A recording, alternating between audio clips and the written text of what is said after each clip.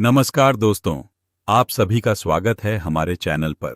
आज मैं आपको निर्जला एकादशी की ऐसी पावन कथा सुनाने जा रहा हूं जिसे सुनने मात्र से भगवान विष्णु की कृपा प्राप्त होती है। सनातन धर्म में वर्ष भर में 24 एकादशियां आती हैं, लेकिन उनमें निर्जला एकादशी को सबसे श्रेष्ठ माना गया है।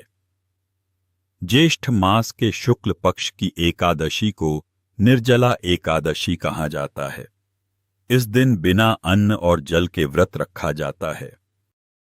पौराणिक कथा के अनुसार महाभारत काल में पांचों पांडवों की माता कुंती और उनके भाई युधिष्ठिर, अर्जुन, नकुल और सहदेव सभी एकादशी का व्रत रखते थे, लेकिन भीमसेन का शरीर अत्यंत बलशाली था। उन्हें बहुत अधिक भूख लगती थी और वे भोजन किए बिना नहीं रह पाते थे। एक दिन भीमसेन ने महर्षि वेदव्यास के चरणों में प्रणाम किया और कहा, हे गुरुदेव, मेरे सभी भाई और माता एकादशी का व्रत रखते हैं, लेकिन मैं अपनी भूख के कारण ऐसा नहीं कर पाता। क्या कोई ऐसा उपाय है जिससे मुझे सभी एकादशियों का फल प्राप्त हो जाए? महर्षि वेदव्यास मुस्कुराए और बोले, हे भीम, यदि तुम वर्ष भर की सभी एकादशियों का फल प्राप्त करना चाहते हो तो ज्येष्ठ मास की शुक्ल पक्ष की एकादशी को निर्जला व्रत करो।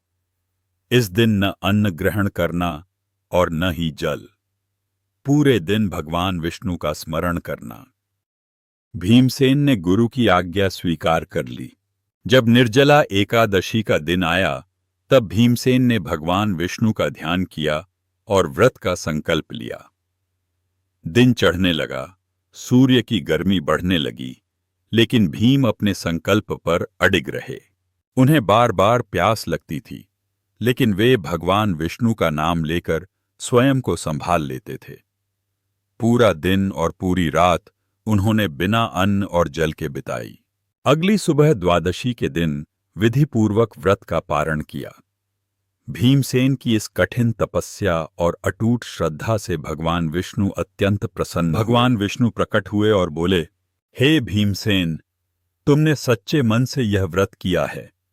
आज से जो भी भक्त श्रद्धा और विश्वास के साथ निर्जला एकादशी का व्रत करेगा, उसे वर्ष भर की सभी एकादशियों का पुण्य प्राप्त होगा। तभी से यह व्रत भीमसेनी एकादशी के नाम से भी प्रसिद्ध हो गया। धार्मिक मान्यता है कि निर्जला एकादशी का व्रत करने से पापों का नाश होता है, जीवन में सुख समृद्धि आती है और भगवान विष्णु की विशेष कृपा प्राप्त होती है। जो व्यक्ति इस दिन दान पुण्य करता है, उसे अक्षय फल मिलता है। कहा जाता है कि जल का दान, अन्न का दान और जरूरतमंदों की सहायता करने से भगवान विष्णु अत्यंत प्रसन्न होते हैं। दोस्तों, निर्जला एकादशी हमें केवल व्रत रखना ही नहीं सिखाती, बल्कि यह भी सिखाती है कि दृढ़ संकल्प, श्रद्धा और भक्ति से कोई भी कठिन कार्य सफल किया जा सकता है। इसीलिए इस पावन दिन भगवान विष्णु का स्मरण करें, जरूरतमंदों की सहायता करें और अपने जीवन को धर्म के मार्ग पर आगे बढ़ाएं। अगर आपको यह पावन कथा पसंद आई हो तो वीडियो को लाइक करें, चैनल को सब्सक्राइब करें और कमेंट में अवश्य लिखें। ओम नमो भगवते वासुदेवाय। भगवान विष्णु आप सभी पर अपनी कृपा बनाए रखें। जय श्री विष्णु, जय निर्जला एकादशी। धन्यवाद।